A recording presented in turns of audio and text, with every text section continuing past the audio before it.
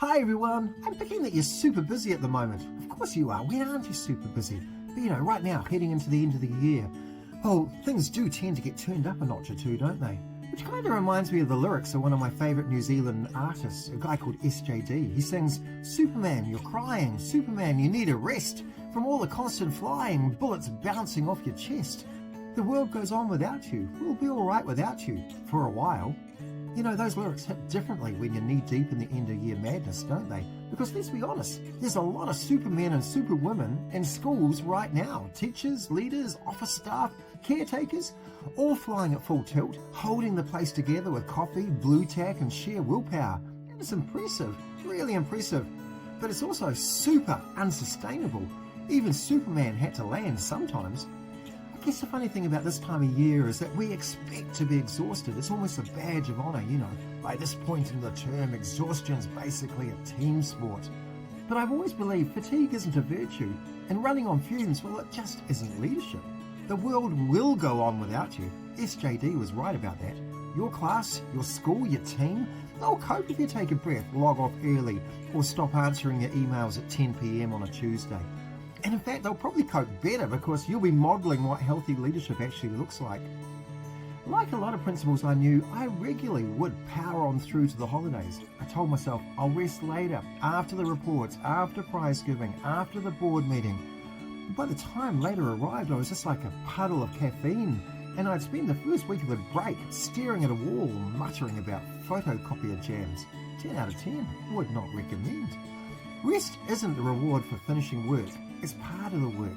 That's worth repeating, I reckon, because it's essentially counter to what we're led to believe in our busy culture. Rest isn't the reward for finishing the work. It's part of the work. That's the paradox of education. We spend our days teaching students about balance and well-being. We talk the talk, that's for sure, while living like contestants on The Amazing Race, Staff Room Edition. We have this thing in our head that we're being slack or lazy, but taking time to pause isn't laziness, it's leadership hygiene. It's what keeps you compassionate, creative and sane enough to make good decisions when things get noisy. Right now, of course, the noise is certainly deafening. There's the end of term quickly careering towards us, and the usual end of year madness of school reports and end of year shows and celebrations. And then there's the madness of the recent curriculum change initiatives and all that crazy political commentary. It's all swirling around us.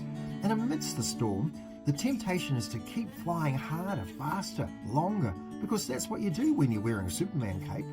But there's wisdom in the landing, When you rest, even briefly, your brain resorts the chaos, your body recalibrates, and perspective quietly sneaks back in. Sometimes the most productive thing you can do is absolutely nothing. I remember once ducking out of my office for just a quick breather. I walked outside, sat on the playground steps, watched a group of kids trying to build a marble run out of guttering and duct tape. They were laughing and problem solving and completely in the moment. 5 minutes later, I went back in and solved a problem that had been bugging me all week. Turns out clarity isn't found in spreadsheets, it's in space. So, as the term winds down towards its final finale, here's the challenge. Don't wait for permission to rest. Don't wait for the to-do list to end. It won't. Find 5 minutes, 10 minutes, maybe an hour. Sit in the sun, take a walk, breathe. And don't start with the guilt. So you don't need to feel guilty about not wearing your Superman cape for a little while. It's so important to understand that when you stop moving, the world doesn't collapse. It resets. And the best part? Well, everyone around you notices.